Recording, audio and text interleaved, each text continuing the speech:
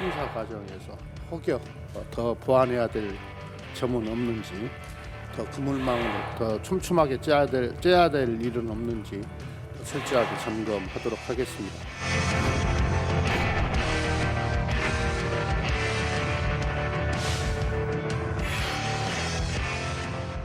일조 가까운 돈을 또 직접 통신사에 주겠다는 건데, 이건 진짜로 이렇게 재정이 어려운 상태에서 진짜 정신 가지고 한 일인지 아닌지 의심스러울 정도예요.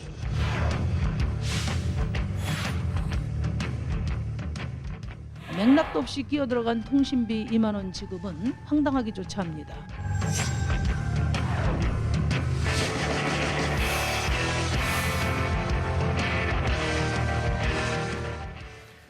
네, 2차 재난지원금 선별 지급 범위를 놓고 논란이 일고 있습니다. 추미애 장관 아들 휴가 논란과 관련해서 국방부에서 위반이 없었다는 취지의 입장을 밝혔는데도 공방은 계속되고 있습니다. 여의도사 사건건 박시영 윈지코리아 대표, 김형준 명지대 교수 나오셨습니다. 안녕하십니까? 네. 안녕하세요. 안녕하세요. 자, 지금 2차 재난지원금 정부는 이제 선별 지급으로 방향을 잡았고요. 그런데 그동안 이제 관심 사항은 아니었었는데 지금 통신비가 논란으로 떠올랐습니다. 그러니까 13세 이상 전 국민에게 지원을 하겠다라고 했는데 여기에 대해서 제1야당이 맹비난하고 닫았습니다. 준비된 영상 보도록 하겠습니다.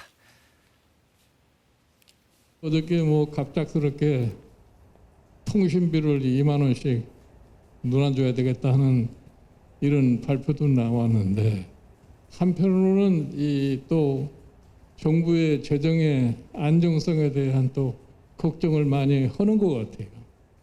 우리가 과거에 다른 여러 나라에서 경험을 해봤습니다만은, 국민은 한번 정부의 돈의 맛을 들릴 것 같으면 거기에서 떨어져 나가려고 그러지는 않습니다.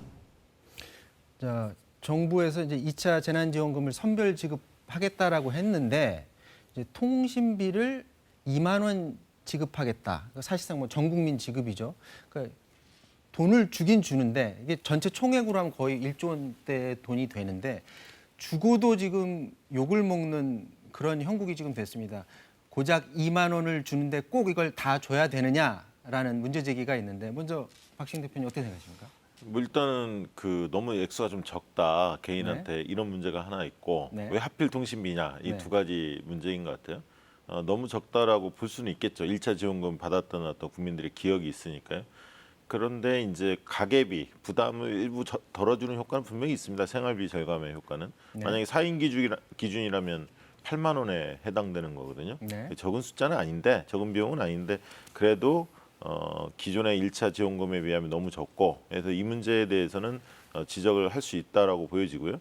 두 번째는 왜 하필 통신비냐? 승수효과, 경제 승수효과도 별로 없는데 네. 통신사만 배불리는 거 아니냐?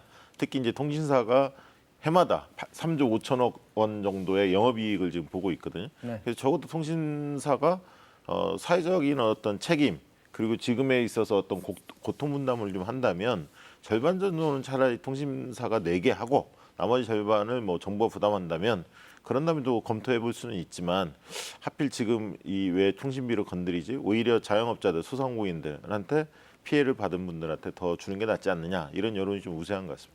그러니까 2차 재난지원금 전체 맥락보다는 지금 통신비 쪽에서 비난의 목소리도 높고 자꾸 관심도 이쪽에 지금 높아지고 있는 것 같아요. 예, 일단은 정부의 정책 형성 과정 속에서 크게 우리가 지켜야 될 몇 가지 원칙이 있어요. 네. 제일 첫 번째가 그 정책이 추구하려고 하는 기본적 방향이 무엇이냐. 네. 분명한 것은 이번에는 코로나 때문에 더 피해를 보고 있는 업종이나 계층에게 더 두텁게 네. 지원한다라고 하는 맞춤형 핀셋 지원이지 않습니까? 여러 차례 지적을 여러 했었죠. 지적을 했고, 이건 네. 대통령서 포함해서 이 부분에 대한 공감대가 이루어졌기 때문에 네. 그런데 느닷없이 이러한 통신비 지원 같은 경우는 기본적 방향과는 상당히 틀리다라는 거지 않습니까? 네. 이런 부분을 지적할 수밖에 없는 거고요. 네. 정부의 입장에서는 비대면이 이제 늘어나다 보니까 통신비가 늘어났다라고 하는 것을 대전제를 하고 있지만 네. 실제로는 통신비는 늘지 않습니다. 왜냐하면 네.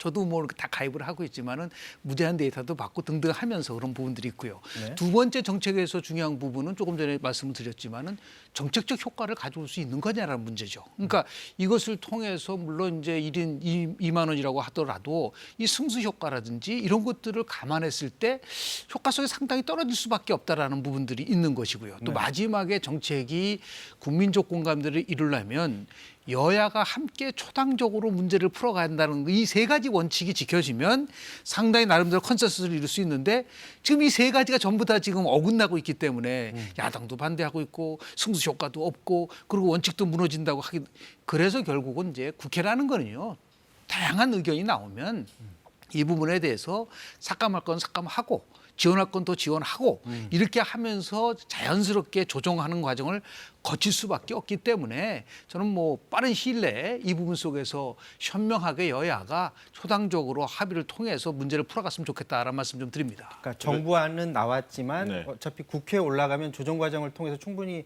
토론할 수 있는 분야로 좀 보시는 것 같아요. 네, 저도 뭐 그렇게 보고요. 근데 이제 국민의힘 쪽에서 야당 쪽에서 이제 대안으로 그 독감 백신 접종을 이야기를 했습니다. 네, 주호영 원내대표가 오늘 주호영 얘기하더라고요. 원내대표 또 원희룡 지사 이런 분들이 이야기를 했는데 얼핏 들어보면 좀 그럴싸해요. 그런데 이게 사실상은 현실성이 없습니다. 왜냐하면 네. 지금 우리나라가 생산 물량이 2,950만 병을 접종을 받을 수 있는 물량을 생산할 수가 있는데 네. 그 중에서 우리나라 국민들한테는 1,900만 명밖에 해당이 안 됩니다. 네. 생산 물량 자체가. 나머지는 한 1,000만 명에 관련해서는 해외 수출 계획이 이미 체결돼 있기 때문에 이걸 파기하면 이제 국제 문제로 야기돼요. 때문에 소화가 불가능한 상황입니다. 그래서 이제 정부에서는 청소년들 그리고 임산부들, 노인들, 어르신들 그리고 의료진들 이런 제한된 계층한테 줄 수밖에 없다. 이렇게 나오고 있기 때문에 독감 백신 접종이 아이디어는 좋은데 현실성은 좀 떨어진다. 그래서 차라리 논란이 된다면 자영업자들 지금 업종들 이런 뭐 불만들 형평성 관련 불만들이 많이 나오고 있는데 그들한테 주는 게 더 낫지 않나 싶습니다. 지금 교수님이 말씀하신 대로 아마 이제 국회에 넘어가서 국회에서 충분히 이 부분에 대해서는 논의를 할 것 같고요. 김종인 비대위원장의 그 말 중에 국민이 정부 돈에 맞들이면 떨어져 나가려 하지 않는다라는 말, 이 말이 지금 또 논란이 돼요. 그러니까 말의 취지는 충분히 이해가 되는 부분이 있는데 굳이 말을 저렇게 했어야 되느냐는 네. 그런 또 비난도 있어요. 아마 재정 건정성에 관련된 얘기를 네, 그 얘기한 하는 것 게 같아요. 나오는데요. 정치인들이 언어 사용을 할 때 저는 크게 세 가지를 봅니다. 네. 긍정의 언어를 쓰느냐, 부정의 언어를 쓰느냐는 거 네. 하나고요. 분열의 언어를 쓰느냐, 통합의 언어를 쓰느냐. 네. 마지막으로 선동의 언어를 쓰느냐, 나라도 절제된 언어를 쓰느냐 이런 세 가지거든요. 네. 그러니까 긍정적인 언어를 쓰고 통합적 언어를 쓰고 절제된 언어를 쓰면은 그게 이제 국민들에게 설득력이 굉장히 높아질 수밖에 없는데 이것을 자꾸만 똑같은 말이라도 나름대로 굉장히 나름 아직 자극적인 언어를 쓰면은 순간적으로는 관심을 갖지만 그게 그 말로 의해서 오히려 더 피해를 보는 경우가 많아요. 예를 들어서요. 네. 뭐 이거 한참 지난 얘기지만 우리 노무현 전 대통령이 이런 말씀하신 적이 있어요. 행정수도 이전과 좀 재미 좀 봤다. 이 용어 때문에 굉장히 저 비판을 많이 받았거든요. 네, 직설적인 화법을 그렇죠. 말하시죠. 왜냐하면은 뭐 분권의 효과라든지 국토 균형 발전의 효과라는 문제 속에서 우리가 접근을 했는데 재미를 봤다라고 하는 이 말 속에서 너무 정략적이지 않았느냐라는 비판을 받은 거와 마찬가지로 김정인 비대위원장이 말뜻은 알겠어요. 이 재정의 정치화가 돼서는 안 되고 재정의 건정성이 이루어져야 된다는 그 말은 맞지만 국민이 맛을 들이면 안 돼. 이거는 국민에 대한 나름대로 폄하하는 발언으로 들을 수가 있기 때문에 상당히 조심했었어야 된다라는 말씀을 좀 드리고 저도 싶습니다. 굉장히 부적절했다고 봅니다. 국민 수준을 좀 무시한 이런 발언을 느끼는데 특히나 이제 이게 논란이 된 이유는 뭐냐면 네. 김종인 위원장이 기본소득을 강조하지 않았습니까? 네. 빵 사 먹을 자유를 위해서 기본소득 주겠다. 그래서 정강정책에 이제 반영하지 않았습니까? 그런 이야기를 했는데 이 기본소득 개념에는 이렇게 이제 국민들한테 보편적으로 얼마씩 나눠주는 부분이 있거든요. 그런 상황 속에서 그러면 이런 발언들은 표 얻기 위해서 쇼를 한 거 아니냐 이런 비판에 직면할 수밖에 없기 때문에 앞으로 언행에 각별한 신중을 좀 기해야 할 것 같다는 생각이 듭니다. 자, 이거 약간 지엽적인 문제고 이제 본질적인 그러니까 2차 재난지원금의 범위를 놓고 한번 좀 꼼꼼히 따져보도록 하겠습니다. 저희 준비된 화면인데 한번 보도록 하겠습니다. 누구한테 얼마나 지원되는지 이제 발표를 했는데 소상공인 경영안정 폐업비 재도전을 하는데 최저 50에서 200만 원을 지원해 주기로 했고요. 특수 형태 근로 종사자 그러니까 학습지 교사나 이런 분들 그리고 프리랜서들한테 50에서 100만 원 그리고 만 18에서 34세 청년 구직자 50 그리고 또 아까 말을 했었던 만 13세 이상 전 국민 통신비 2만 원 이런 것들이 있어서 총 7조 8천억 원의 2차 재난지원금을 지원하기로 이렇게 결정을 했는데 어제 오늘 이 발표가 난 다음에 지금 언론지상을 통해서 지금 논란이 되는 부분이 하나가 있습니다. 그 범위를 규정하는 데 있어서 과연 이 기준이 맞느냐 틀리냐를 놓고 지금 논란이 일고 있는데요. 보면 지원 대상에서 콜라텍 같은 곳이 제외가 됐고요. 유흥주점이 제외가 됐습니다. 그러니까 어떤 접대하는 사람들이 있는 곳 이런 데들은 제외하고 대규모로 뭐 춤을 춘다든지 이런 부분들이 제외가 됐는데 과연 이게 형평성이 맞느냐 하면서 전국 시도지사 협의회에서도 그러니까 지자체장들도 지금 반발하는 문제가 지금 생겼어요. 이게 사실은 예견이 됐던 문제 아니었을까요? 그렇습니다. 왜냐하면 이제 지자체장들은 이제 민원을 바로 접수받을 수밖에 없기 때문에 지역 상황을 너무 잘 알기 때문에 반발할 수밖에 없죠. 저는 이거는 정부가 잘못했다고 봅니다. 네. 왜냐하면 똑같은 국민이고 문을 또 같이 다 닫았거든요. 네. 똑같은 또 자영업자입니다. 그리고 이 유흥지점을 운영하는 분들의 이야기를 들어보면 한 80%는 영세한 분들이다 이렇게 좀 주장하고 나서고 있거든요. 그래서 술 장사한다고 국민들 좀 정서가 안 좋다고 흔히들 뭐 눈사롱 이렇게 이야기하지 않습니까? 네. 그러다 보니까 이 국민정서법이 작동한 거 아니냐 이렇게 좀 비판을 하고 있거든. 한편으로 또 단란주점은 또 허용이 돼 있어요. 네. 그러니까 유흥주점으로 등록이 돼 있느냐 안 돼 있냐를 가지고 좀 따지고 있는데 이런 문제들이 대개는 이제 선별복지, 선별지급의 어려운 지점입니다. 형평성 논란이. 그래서 저는 이 부분은 시도지사들의 의견을 받아서 수정 보완하는 게 맞다 이렇게 생각이 듭니다. 오늘 아침에 그 기획재정부 차관이 방송에 나와서 하는 말이 국민적 정서를 감안했다라고 하는데 사실 아까 말한 그 단란주점이라든지 아니면은 감성주점에서 중에서도 이렇게 춤추는 곳들도 또 많다고 해요. 그러니까 근데 법상으로는 비켜놨기 때문에 또 이런 곳들은 다 지원을 받거든요. 그런 면에 있어서 또 형평성 논란이 있을 수밖에 없을 것 같아요. 촘촘하게 기준을 정해서 사각지대를 최소화해야 된다는 원칙이 있지 않습니까? 네. 세부적으로 말씀을 좀 드리면 일반 업종 중에서 연매출 4억 원 이하인 경우에는 지급이 한 100만 원을 주고 네. 그리고 집합 금지 업종 같은 경우 PC방이라든지 네. 뭐 그런 경우는 200만 원이고 네. 금지를 하지만 제한 업종 같은 경우는 150만 원을 주게끔 돼 있어요. 그런데 어떤 일인데 발생이 되냐면 그러면 4억 1천만 원을 소득을 한 사람은 못 받는 거예요. 네. 그러면 이 문제에 대해서 당연히 불만이 제기될 수밖에 없는 것이고 아니 단란주점은 되는데 다른 유흥업소는 안 된다고 한다면 우리는 또 다 똑같이 세금을 냈는데 이거는 형평성 문제가 다시 나올 수밖에 없는 거고요. 이번에 소상공인을 포함해서 지급되는 액수가 3조 8천억 정도 되는데요. 실제로 보면은 86%의 소상공인의 86%가 혜택을 받아요. 291만 명이니까. 그럼 나머지 14%는 어떠한 형태든 간에 고통을 받았고 제약을 받았는데 그분을 완전히 무시해버린다. 이럴 경우에 올 수 있는 것은 당장 시도단체장에서는요. 이게 절대적으로 중요한 부분일 수밖에 없게끔 돼 있어서요. 그래서 정말 그 어떻게 재원을 합리적으로 조정하느냐 그게 정치 영역이거든요.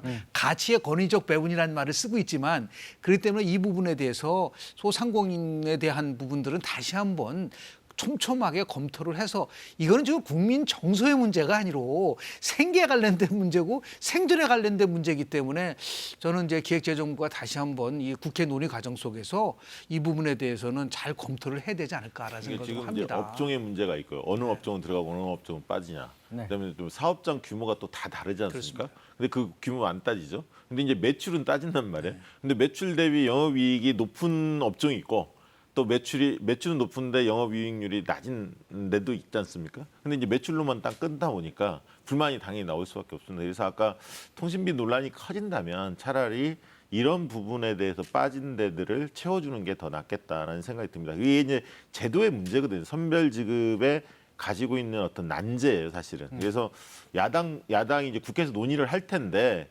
야당도 어떤 그 정치적 논리를 배제하고 실질적으로 이 정책적인 어떤 수용성 높이는 쪽에 제안을 하고 그러면서 여야가 좀 머리를 맞대고 대안을 찾았으면 좋겠습니다. 사실 그래서 이제 선별 지급을 과연 들어가느냐 마느냐 얘기가 나왔을 때 보편 지급을 말했던 사람들이 이거 분명히 나중에 그 기준 정하는 것 때문에 논란 생긴다. 이번에 그 영업장 말고도 한 그 초등학생 자녀 둔 이하의 자녀를 두면 1인당 20만 원씩 지급하는 거. 이 문제도 사실은 중학생들 부모들 또 반발한다고 그래요. 그렇다면은 그렇죠. 그렇다면 이제 사실 이제 원론적인 문제로 돌아가는데 폐업 문제도 그렇습니다. 8월 16일 이후에 폐업한 사람들은 돈을 지급하거든요. 50만 원씩. 그러면 그 전에 어려워져서 폐업한 사람은 어떻게 할 거냐? 이런 게 참 어려운 문제입니다. 근데 기획재정부가 자신 있다는 식으로 얘기했거든요. 이거 기준 어떻게 정할래? 나중에 이거 분명히 논란이 된다라는 그런 반론이 있었음에도 불구하고 자신 있다라는 식으로 얘기를 했었는데 결국에는 시작하자마자 이런 논란이 또 일고 있어요. 왜냐하면 처음에 기획재정부는 지난 총선 전에요. 전 국민 50%만 얘기했었잖아요. 네. 그러다가 집권당에서 무슨 소리냐서 70%로 올렸고 결국은 나중에 어떻게 됐습니까? 100% 다 지급했잖아요. 네. 왜냐하면 이 기준에 대한 문제를 정한다는 게 지금도 보면은 1차 재난지원금에서 기부 얘기도 했지만 거의 98%가 수용을 했잖아요. 네. 그만큼 이번 코로나 대응 사태에서 볼 수 있는 여러 가지 서민들도 많고 보편적으로 지금 어려움을 청하고 있다고 한다면 그런 면에서 봤을 때 저는 보편성이라는 걸 배제하는 것이 아니라 보편적 차등 지급한 게 오히려 나은 것이 아니었는가. 1차적으로 보편적으로 하고 그다음에 정말 더 취약한 계층들에게는 추가적으로 지급하는 방법으로 가는 것이 오히려 더 설득력 있지 않았는가라는 생각이 좀 들고요. 그런 면에서 재정적인 물론 어려움이 있지만 그거는 조금 전에 말씀하신 것처럼 김종인 비대위원장도 긴급재난지원금을 포함해서 이 부분에 대해서는 전적으로 공감대가 이루어진 부분들이 있기 때문에 지금이라도 국회 차원에서 아주 촘촘하게 보편적 차별 지급하는 방법은 혹시 없을까에 대해서 좀 한번 좀 토론도 하고 했으면 저는 좋겠다. 개인적으로 좀 교수님 의견에 전적으로 동의하고요. 어렵지만 이 7조 8천억을 늘려야 한다고 봅니다. 사실은 더 늘려서 말씀하신 대로 전 국민들한테 줄 수 있는 거 기본 주고 그게 보편적 복지를 하고 지급을 하고 나머지 아까 소상공인들 업종 따지지 말고 다 주고 해서 이 차등 지원과 보편 지원을 함께 가져가는 게 지금의 이 상황을 타개할 수 있는 유일한 타개책이 아닐까 싶습니다. 지금 2차 재난지원금 그 논의 과정 속에서 결국에는 이낙연 민주당 대표가 주장했던 그 선별지급으로 가고 있는데 이재명 지사가 주장했던 게 결국은 채택은 되지는 않았습니다. 그런데 주목을 받고 있는 사람이 이재명 지사입니다. 본인의 뜻은 관철되지는 않았지만 경기도 내에서 본인이 이제 아이디어 낸 게 경기 지역 화폐 인센티브를 하겠다라고 하면서 이게 승수 효과도 높다라고 하면서 또 여론의 주목을 받고 있습니다. 이런 것들 때문인지 지금 오늘 나온 그 여론조사 결과 보면은 지지율 면에서 22%, 그 이낙연 대표가 21%, 1%포인트 차이로 이재명 지사가 조금 더 앞서는 상황으로 나오는데 최근에 2차 재난지원금 그 지급 그 과정에서 계속 아이디어를 내놓는 이재명 지사가 정치적으로 굉장히 유리한 고지로 지금 올라서는 것 아니냐 이런 생각들도 드는데 어떻게 생각하세요? 저는 사실은 이제 두 가지 시각이 있을 수 있습니다. 첫 번째는 뭐냐면 재난지원금 관련해서 두 분이 보여줬던 모습에 대해서 실망하는 분들이 좀 있었어요. 사실은 왜냐하면 이낙연 대표 같은 경우는 이제 선별지급, 차등 지원이 이제 정부로부터 이제 채택은 됐습니다만. 그 부분에 대해 반발하는 어떤 지지층들이 꽤 있었거든요. 보편 지급으로 가야 한다. 전 국민한테 줘야 한다. 네. 이런 어떤 방향성에 대한 문제제기 좀 직면했었고요. 반면에 이재명 지사 같은 경우는 그걸 이제 그 본인의 평소 소신, 지론을 피력하는 과정에서 감정적인 어떤 언어들을 많이 사용했거든요. 그러다 보니까 태도에 좀 문제에 대해서 직면했었습니다. 그래서 이런 부분들은 좀 실전 포인트였는데 반면에 지지율은 또 올랐단 말이죠. 네. 그러면 이 얘기는 뭔 얘기냐면 이슈의 중심에 두 분이 섰다. 이게 하나 있고요.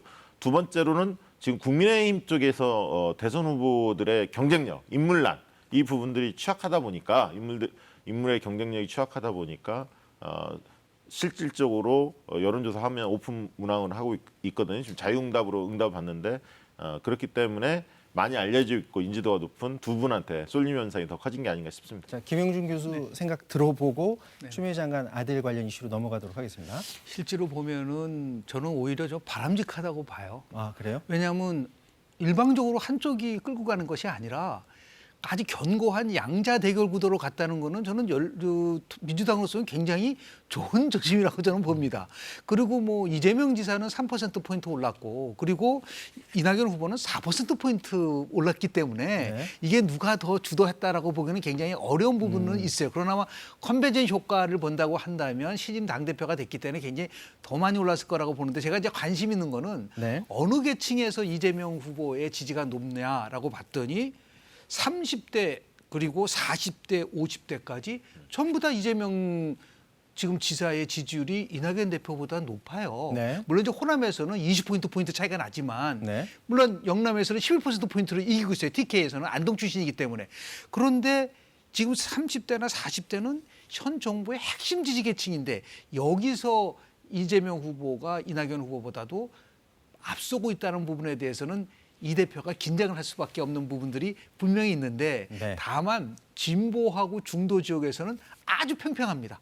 어느 한쪽이 앞서지를 못해요. 네. 제가 그런 의미에서 보면은 오히려 이렇게 같이 끌고 가는 것이 더불어민주당 입장에서는 굉장히 좋고 실제로 이번 조사 결과 보면 윤석열 양 얘기가 나왔지만 지난달 9%에서 3%로 추락했거든요. 그러니까 거의 지금 보수 야권에서는 인물난에 허덕일 수밖에 없는 네. 이런 것들이 아마 같이 함께 작용되고 있는 것이 아닌가라는 생각을 합니다. 자, 이 얘기는 이 정도에서 마무리하도록 하고요. 추미애 장관 아들 관련 이슈를 다뤄보도록 하겠습니다. 어제 국방부에서 국방부 입장을 내놨는데요. 한번 정리된 표로 한번 보도록 하겠습니다.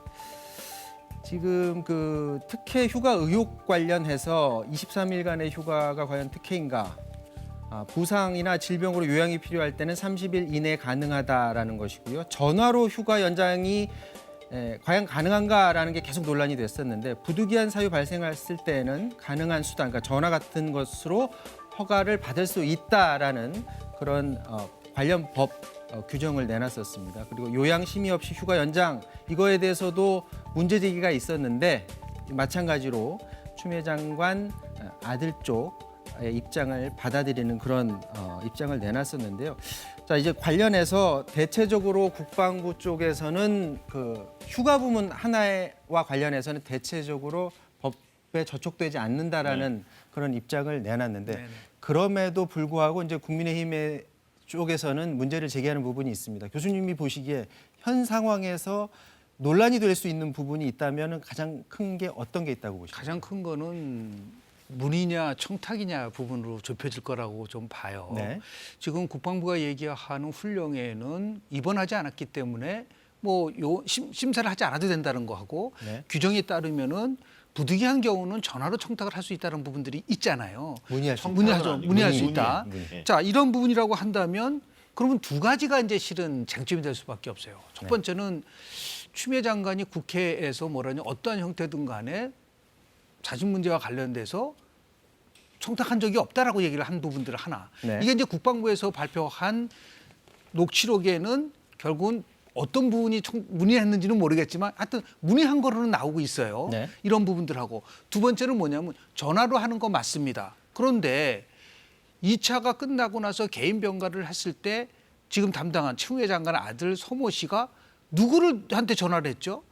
이게 실질적으로 공식적인 루트를 통해서 전화를 한 것이 아니라 상급 부대에 있는 대위를 통해서 전화 요청을 했다는 것이 만약에 있다고 한다면 이것은 과연 정상적 절차를 밟고 간 것이냐에 대한 부분들이 나오는 것이고 마지막으로는 뭐냐면 국방부가 어떤 이런 사안이 있을 때는 추미애 장관과 관련된 부분뿐만 아니라 종합적 시각으로 나와야 된다. 가장 대표적인 거는 예를 들어서 그 진단서 문제라든지요. 아니면 휴가 명령서 같은 경우가 왜 없는지에 대한 얘기도 같이 얘기를 해줬었어야 되죠.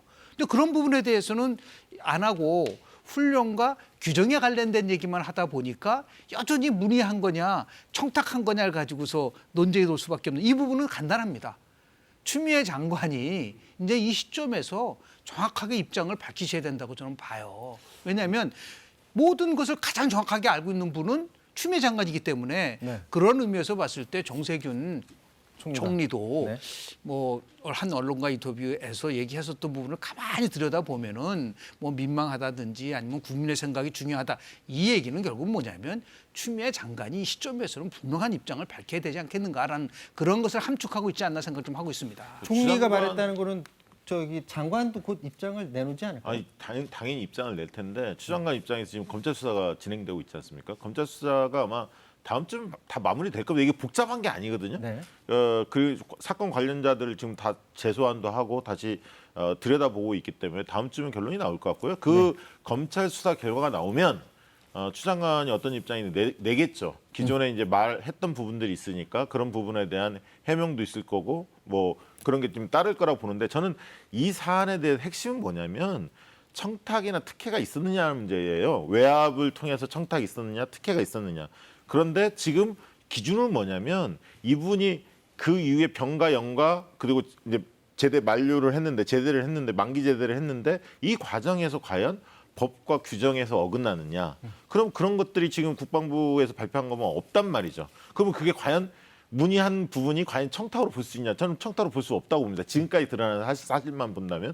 그리고 유일하게 남아있는 건 뭐냐면 왜 부대에서 자료들이 없느냐? 그건 이제 부대가 해명해야 할 건데 되게 카투사는 1년 지나면 자료를 폐기했었다. 이제 이런 문제 때문에 문제이지 그게 추미애 장관의 아들의 아니면 부모의 문제는 아닌 것 같다는 생각이 듭니다. 자, 이 이슈와 관련해서는 국민의힘은 아마 추석까지 이 이슈를 끌고 가려는 것 같은데 과연 계속해서 동력을 받고 이 이슈가 계속 끌고 갈지도 좀 지켜볼 문제고 검찰이 이제 수사 내용 부분 공개한다고 그러는데 어떤 내용이 나올지도 한번 지켜봐야 될 것 같습니다. 마지막으로 짧게 다음 이슈 하나만 짚고 가도록 하겠습니다. 지금 수도권에 강화된 거리 두기를 연장하느냐 완화하느냐 주말에 이제 결정을 한다고 하는데 지금 개천절 집회를 지금 일부 보수 단체에서 강행하겠다 그런 입장입니다. 여기에 대해서 여야 대표가 같은 메시지를 내놨습니다. 한번 들어보도록 하겠습니다. 널리 인간을 이롭게 하라는 홍익인간의 개국 인형을 기리는 개천절. 세종대왕께서 백성 사랑으로 한글을 창제하신 일에 감사드리는 한글날. 그날에 국민의 건강과 생명을 위협하는 집회를 열겠다는 것 용납될 수 없습니다. 그러지 않아도 광복절 집회의 여파로 국민들은 사실상 9시 통금과 혹독한 거리두기를 감내하고 계십니다. 당사자들의 자제를 다시 한번 촉구합니다. 정부는 법이 허용하는 가장 강력한 사전 사후 대처 방안을 강구하고 실행해 주시기 바랍니다. 개천절에 또다시 대규모 거리 집회가 열릴 예정이라고 합니다. 1919년 스페인 독감으로 13만의 우리 동포가 사망하고 온 나라가 패닉에 빠진 와중에도 애국심 하나로 죽음을 각오하고 3.1 만세 운동에 나섰던 선조님들이 생각되어 가슴이 뭉클하고 정치에 몸담고 있는 사람으로서 죄송스러움조차 느끼고 있습니다. 하지만 부디 여러분의 집회를 미루고 이웃과 국민과 함께 해주시기 두 손 모아서 부탁을 드립니다. 절제 있는 분노가 오히려 더 많은 호응과 지지를 받아 국민 속에서 익어갈 것을 확신합니다. 자, 지금 김종인 비대위원장은 그 일부 보수단체 그 개천절 집회 3.1 만세 운동에 비유하기까지는 했지만 어쨌거나 좀 미뤄달라 이렇게 요청을 했습니다. 마지막으로 짧게 한 30초씩만 말씀 부탁드릴게요. 앞으로 어떻게 될 것 같습니까? 이 집회가 과연 이루어질지 아마도 법원에 또 가처분 신청할 것 같은데요. 원천 봉쇄돼야죠. 왜냐하면은 헌법적 가치는 여러 가지가 있어요. 생명권도 있고 집회권, 자유권도 있고 표현의 자유권도 있지만 제가 볼 때는 가장 중요한 거는 생명권입니다. 네. 국민의 생명과 건강을 위협하는 것에 대해서 다른 어떠한 것을 가지고서 이것을 동등하게 본다? 네. 저는 그건 헌법적 가치가 아니라고 보기 때문에 네. 여하튼 그 부분에 대해서는 저는 원천적으로 안 된다라는 말씀을 좀 드리고 싶습니다. 네. 일단 김종인 위원장의 발언이 부적절했어요. 왜냐하면 3.1절 만세운동하고 이 태극기 부대 집회하고 유사한 것처럼 묘사를 했거든요. 네. 그러면 이제 그 얘기입니다. 그러면 그들의 주장에 자기는 동감한다는 얘기거든요. 그럼 그들이 지금 무슨 주장하냐? 대통령 탄핵을 주장하고 있습니다. 그래서 말로는 구구 세력과 선긋기 이야기를 하고 있지만 속으로는 공감하고 있다. 그리고 구구 세력을 끊어내려고 절연하려는 생각이나 용기가 없다. 그런 부분들이 이 메시지 안에 녹아져 있다. 그런 생각이 들었습니다. 네, 오늘 말씀 여기서 마무리해야 될 것 같습니다. 지금까지 김영준 교수, 박시영 대표와 말씀 나눴습니다. 고맙습니다. 네.